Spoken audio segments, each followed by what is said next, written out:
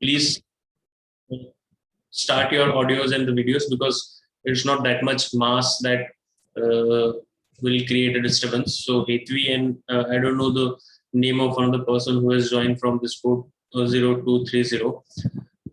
तो प्लीज अपना माइक्रोफोन और कैमरा दोनों ऑन कर दीजिए, so that we can have a kind of interactions with each other, and whereby मैं आपको थोड़ा गाइडेंस दूंगा सीएमए के कोर्स के लिए, और फिर आपको अगर कोई क्वेश्चंस भी हैं तो that also you can ask.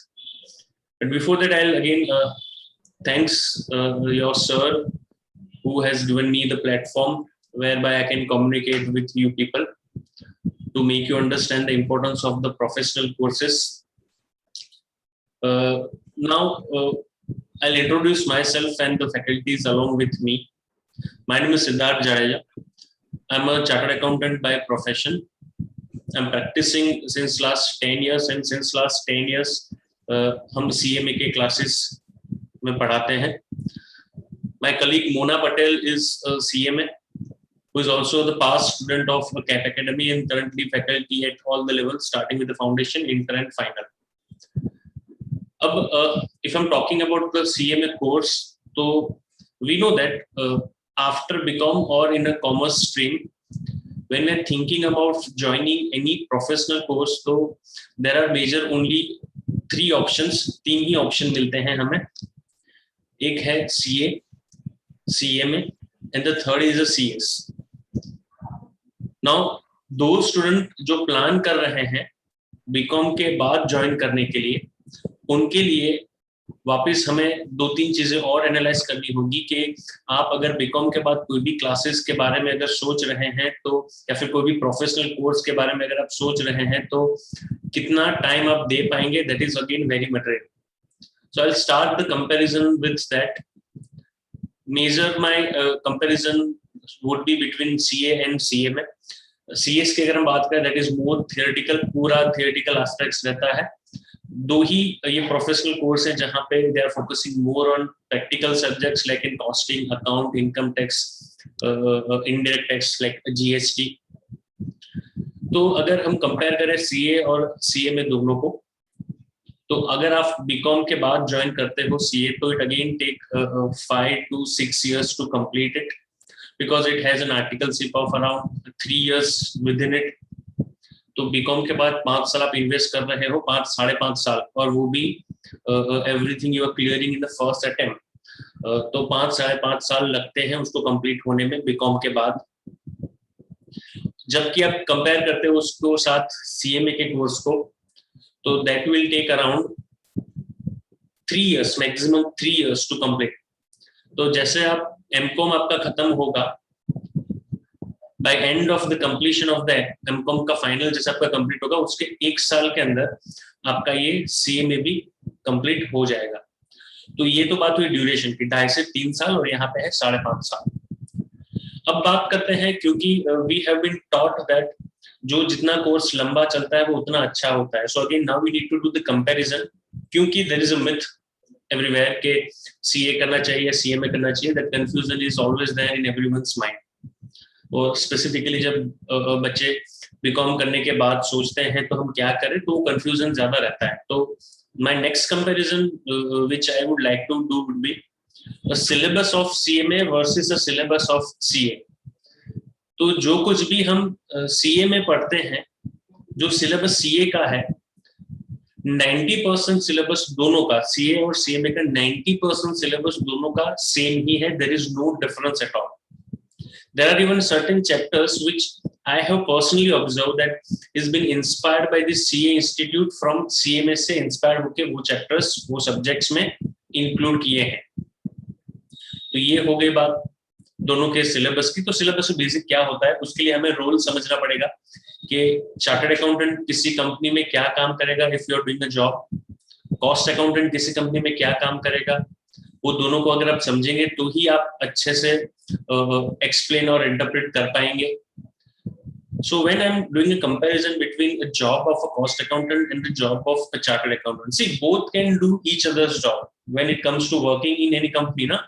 तो दोनों एक दूसरे का काम कर सकते हैं. There is no restriction when it comes to a job. The restriction comes when it comes in practice. उस पे I'll come later on. पहले हम बात करते हैं अगर आप किसी कंपनी में जॉब करते हो तो आइडियल रोल चार्टर्ड अकाउंटेंट का क्या रहता है और आइडियल रोल कॉस्ट अकाउंटेंट क्या रहता है. That is the first thing that we need to understand. Now, being a teacher, I am not just teaching for a CMA. I was also teaching for a CA. तो अगर आप किसी company में job करते हो तो chartered accountant क्या करेगा, CMA क्या करेगा. Please understand, CMA is cost and management accountant. तो किसी भी कंपनी में जब भी कोई प्रोडक्ट बनता है, मार्केट में लॉन्च होता है या फिर नया प्रोडक्ट इंट्रोड्यूस करते हैं मार्केट में, तो वो प्रोडक्ट की कॉस्ट बहुत मायने रखती है. क्योंकि वी हैव बीन टॉट, जब से हमारे सिलेबस में कॉस्टिंग आया तब से we have been taught that selling price is equal to cost plus your desired level of margin. आपने कितना मार्जिन एक्सपेक्ट कर रहे हो वो आप कॉस्ट में ऐड करो, आप सेलिंग प्राइस डिसाइड करो. Now this is something which has been taught to us, but when it comes to the practical life, we don't have any freedom to identify the cost whatever you want to incur. तो अगर आपको simple mobile phone भी बेचना है तो mobile phone में आपके पास वो फ्रीडम नहीं होती है कि आप गिनो अपनी कॉस्ट कितनी होती है, उसमें अपना डिजायर लेवल ऑफ प्रॉफिट को ऐड कर दो और फिर डिसाइड करो selling price. Now that is something which can work in I say monopoly के एनवायरनमेंट होता है, वहां पे वो शायद काम करे. But when it comes to the perfect competition, जहां पे नेक कटिंग कंपटीशन है और वो भी ग्लोबल कंपटीशन जहां पे है, जहां पे if you are thinking from the country's point of view, we are competing with China where the cost is playing very crucial role. तो ये cost plus profit वाला equation selling price decide करने के लिए वर्क नहीं करता है. तो क्या वर्क करता है?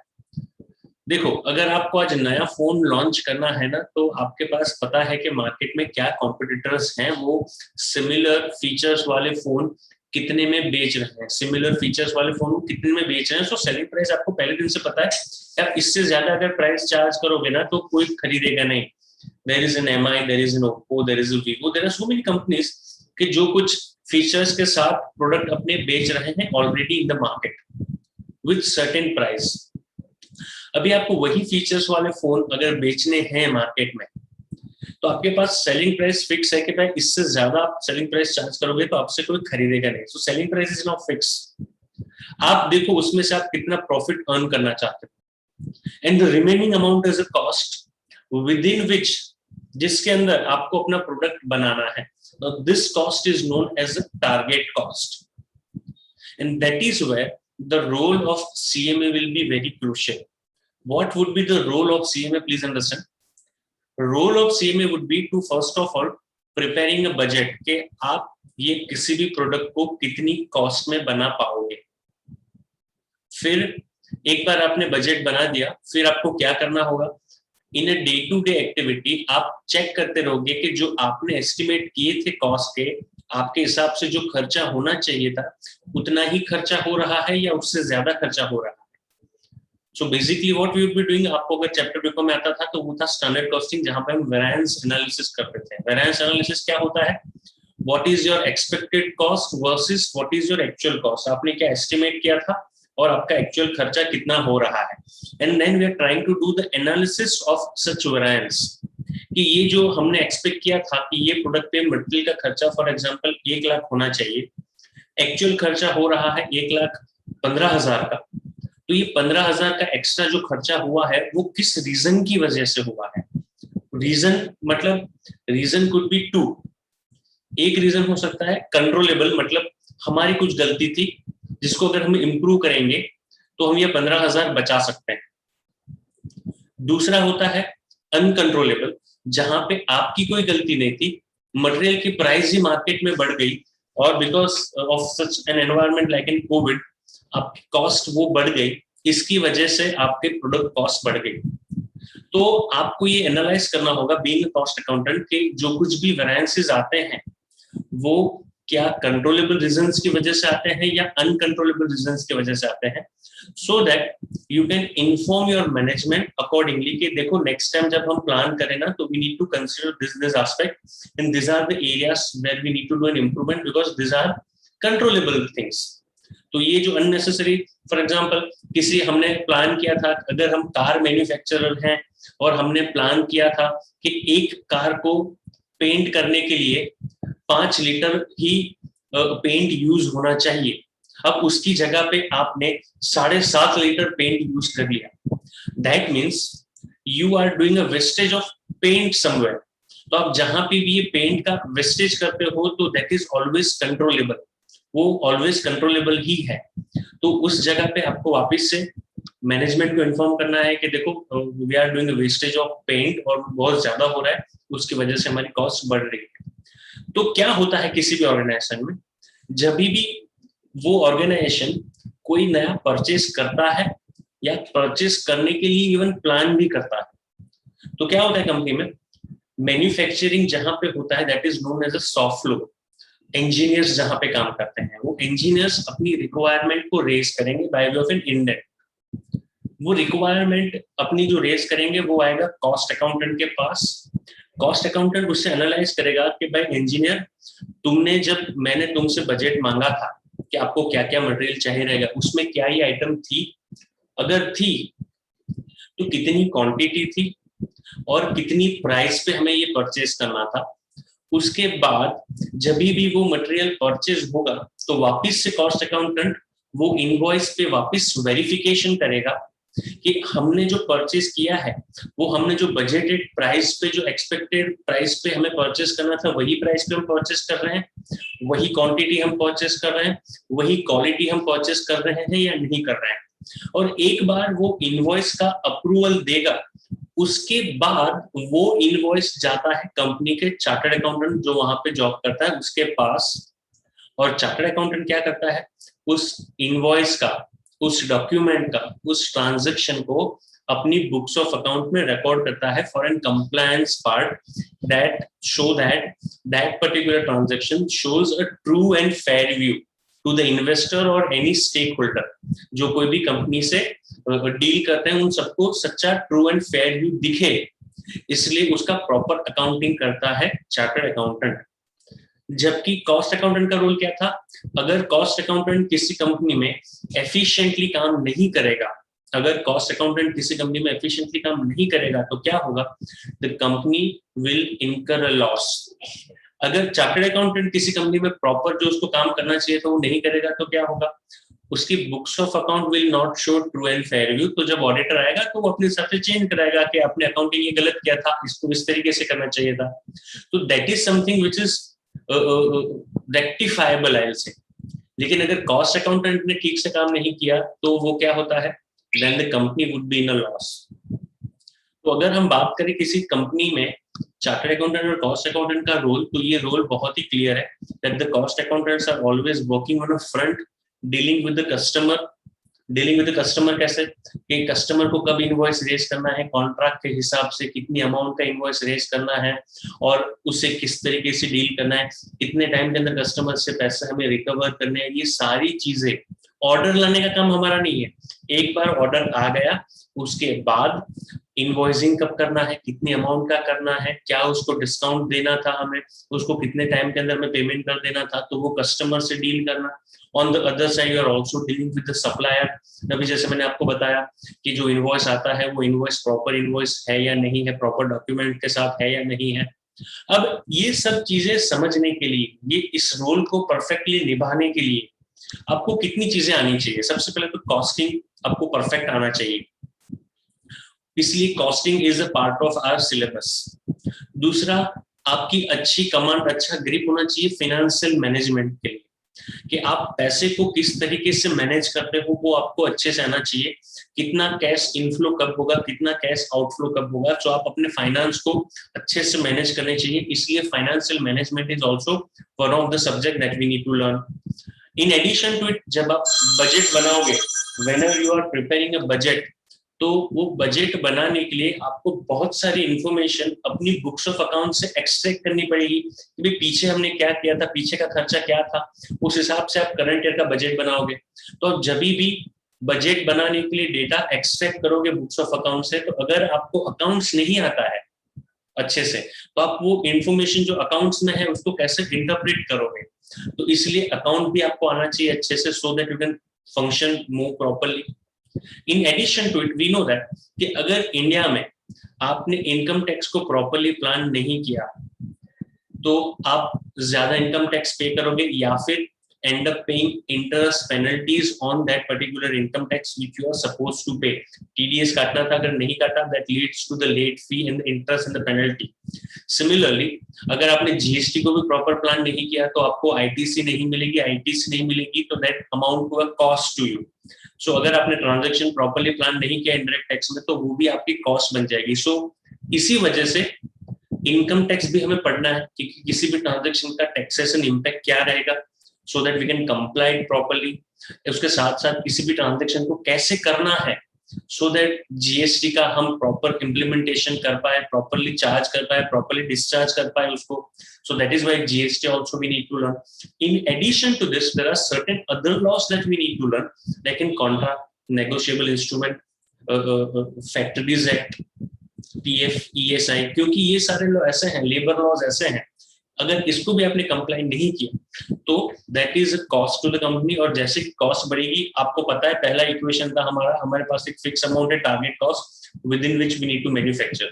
तो जैसे ही ये अनएक्सपेक्टेड कॉस्ट बढ़ती जाएगी किसी भी ऑर्गेनाइजेशन में तो that leads to the losses, and that is why we need to learn all this loss. That is why we need to learn all this loss along with account and costing and the financial management. तो ये है role किसी cost accountant का company के अंदर. अगर यहाँ पे if you have any doubt कि भाई कॉस्ट अकाउंटेंट क्या करेगा या फिर उसके सिलेबस के बारे में, before I move to what cost accountant and chartered accountant does as a part of practice, बीच में अगर आपको ये जो मैंने एक्सप्लेन किया उसमें अगर कोई डाउट है, अगर कोई क्वेश्चन है तो you are free to ask. तारी कोई फ्रेंड નથી હેતવી?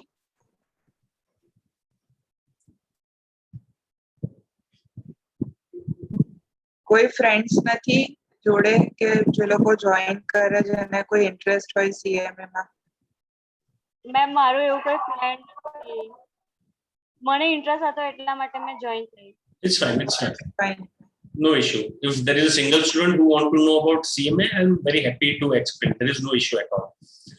तो कोई डाउट નથી ને તને અત્યાર સુધીમાં મેં જે એક્સપ્લેન કર્યું એની અંદર. હવે when it comes to the practice, being a cost accountant તમે શું કરી શકો, કાં તો કોઈ કંપનીમાં જોબ કરી શકો, કાં તો તમે પ્રેક્ટિસ કરી શકો. તો when it comes to the practice નો, તો ચાર્ટર્ડ એકાઉન્ટન્ટ જે કામ કરી શકે બધા જ કોસ્ટ એકાઉન્ટન્ટ કરી શકે. પણ એક બે કામ એવા છે કે જે ચાર્ટર્ડ એકાઉન્ટન્ટ કરી શકે કોસ્ટ એકાઉન્ટન્ટ ના કરી શકે, જે કોસ્ટ એકાઉન્ટન્ટ કરી શકે એ ચાર્ટર્ડ એકાઉન્ટન્ટ ના કરી શકે. Such as a cost accountant can do a cost audit which a chartered accountant cannot. Cost nu audit, cost nu compliance, that is a requirement of Companies Act that we need to submit to the Ministry of Corporate Affairs. certificate હોય છે cost accountant પાસેથી લઈને MCA માં submit કરવાનું હોય છે, જે only cost accountant can do, chartered accountant cannot do. એવું balance sheet પર, કેમ કે chartered accountant are preparing a statement which shows a true and fair view, એટલે balance sheet પર સાઇન કરવાની હોય, balance sheet ને certify કરવાની હોય તો એ chartered accountant can do, cost accountant cannot do. At the same time, there's a tax audit which a chartered accountant can do, a cost accountant cannot do. But again, a company, government is thinking on this, okay, now even a cost accountant should be allowed to do the tax audit, but that is in a process. અત્યારે ખાલી chartered accountant જ કરી શકે છે. Why I'm saying this કે government is thinking, કેમ કે when it comes to the GST, તો GST માં જેટલા પણ certification અથવા તો audit માટેની requirement હતી ત્યાં not just a chartered accountant, even a cost accountant can do. And when it comes to the remaining aspect like an internal audit, fixed asset verification, taking an assignment for any company, doing an outsourcing job, doing an accounting, બધા જ કામ chartered accountant કરી શકે અને cost accountant પણ કરી જ શકે છે. So this is all about what CMA does as come to practice or when it comes to the job. Now, if you have again any doubt, you can ask me. And don't hesitate. This seminar sort of things or kind of an interaction we are having so that you can understand about what is a CMA and what in again selecting or what you should do, CA or CMA. તો એના માટે જ આપણે આખું event રાખી હતી આજે. So if you have any doubt, any confusion, and see Mona ma'am is joining only because again people have a myth in their mind that this is something a boy can do. girls should not do, girls should do CS and all that. So that is a nonsense thought people have. Girls boys ને કઈ લેવા દેવા જ નથી, gender ને એની સાથે કોઈ લેવા દેવા જ નથી.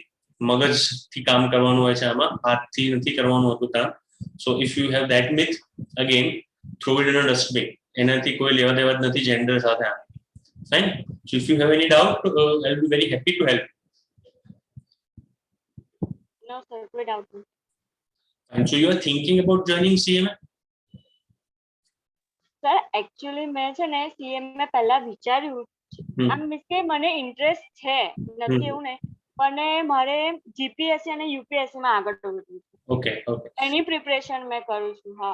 Okay, okay. See, I have seen many of my friends, I'm telling you this. Those who completed CA, those who completed CMA, and then as of now they are working as a commissioner of GST. You getting?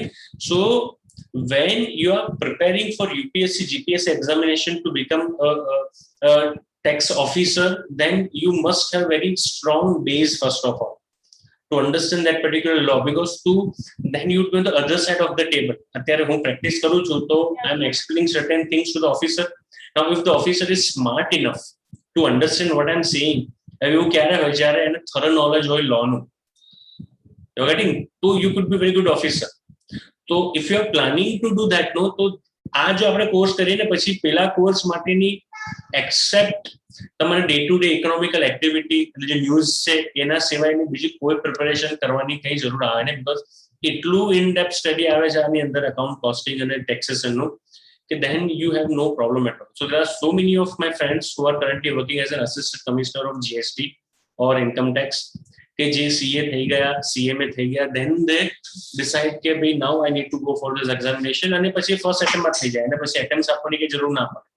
So that is the difference between a normal person who is doing a CM doing a UPSC GPSC examination and a chartered accountant or the cost accountant who is doing this sort of examination. So that is the fundamental difference. So for that also I'll say that this could be very good base.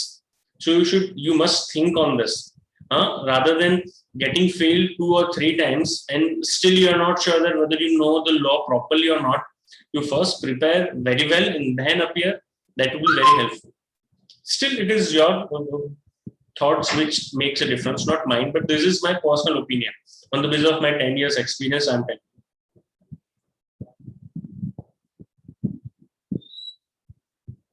So Mona, if you have anything to say, then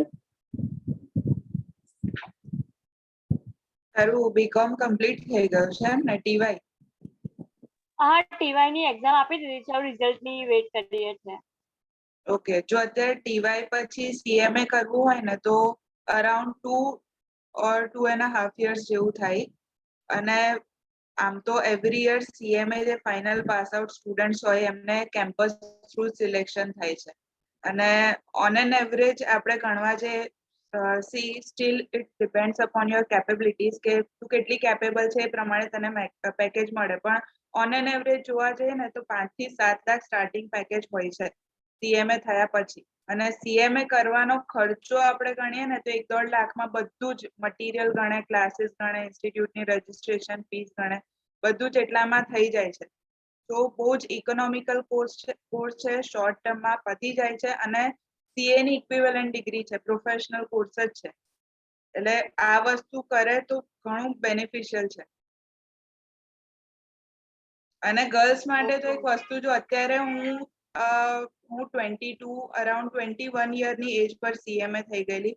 અત્યારે મને કોઈ પહેલા જે લોકો મને જોતા હતા અને સીએમએ થયા પછી લોકો મને જોવે છે ને, વાસ્ટ ડિફરન્સ, બહુ જ ઘણો ડિફરન્સ છે કે કોઈ આપણા નામની આગળ એક આવું પ્રોફેશનલ કોર્સનો એક ટેગ લાગે, પ્રિફિક્સ લાગે સીએમએ, એટલે અલગ જ વસ્તુ થઈ જાય. એટલે સ્ટેટસની વસ્તુ બી છે, પૈસા બી મળે છે અને એક આખી લાઈફ ઇન્ડિપેન્ડન્ટ થઈ જાય. અને જો તું વ્યવસ્થિત રીતે પ્રિપેરેશન કરે ને અને અમારું ગાઈડન્સ ફોલો કરે તો 110% ક્લિયર થઈ જાય છે. એવું નથી કે આમાં સીએ ની જેમ કે એકદમ સ્કોલર લોકો જ પાસ આઉટ થાય છે. એટલે નોર્મલી એવરેજ લોકો બી સીએમએ થઈ જતા હોય છે. એટલે થોડીક પ્રિપેરેશનની તૈયારી સાથે આવે ને તો ઇઝીલી આ કોર્સ કમ્પ્લીટ થઈ જાય છે. 2 થી 2.5 વર્ષમાં થઈ જાય બીકોમ પછી. if you are joining after intermediate ને એટલે inter BCom પછી join કરો તો 2.5 વર્ષ થાય છે, પેલું 3-3 વર્ષ in case of foundation જો 12th પછી join કરો ને તો 3-3 વર્ષ થાય છે, અને I think 2.5 વર્ષ પછી 30 વર્ષ.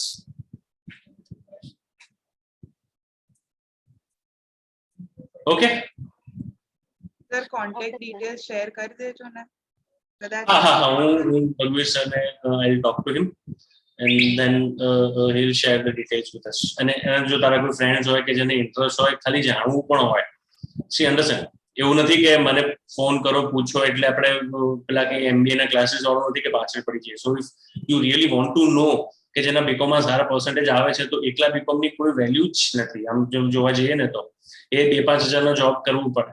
સો જો કોઈ એવું હોય તારા ફ્રેન્ડ્સમાં કે જેને જાણવું હોય જોઈન કરવું ના કરવું, દેટ ઇઝ સેકન્ડરી એસ્પેક્ટ. તો again you are free to ask them. રઘુવીર સર પાસેથી મારો નંબર લઈને you can contact me at any time. I be very happy to help you. અને બીજા કંઈ ઇશ્યુ હોય તો again you are free to talk to me, કોઈ જ પ્રોબ્લેમ નથી એમાં. અને પછી અહીંયાથી કંઈ રિમાઇન્ડર વાળા કોઈને કોલ નહીં આવે કે શું થયું, જોઈન કરો. It is purely on you. C એવું નથી કે મારે બ્રેડ બટર ખાલી આ કોચિંગ ક્લાસ છે. I am very good in a practice. તો મારો 80% ટાઈમ પ્રેક્ટિસમાં જાય છે, બાકીના 20% ટાઈમમાં I am doing this coaching. And because there is no awareness of the CMA, there was no one who guided me at the time when I was studying.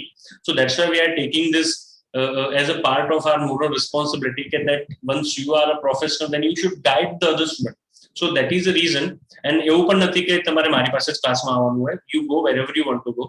But if you want to know anything about a CMA, then we are very happy to help. Okay. So any of your friend wants to do, then you can ask them to contact. Fine. Cap Academy ખાલી Google પર search કરશે, you have all the details. Fine. Then હેતુનો બહુ time નથી બગાડવા. અડધો કલાક તો બહુ થઈ ગયો. Thanks બેટા, thanks for joining. You are alone, so still you joined it. That shows your determination. But I wish you able to bring it on a right direction. There is no shortcut in a life. So again, if you have any doubt, you can come and contact me at any time. Fine. Thank you, beta. Thank you. Bye. Bye. Bye.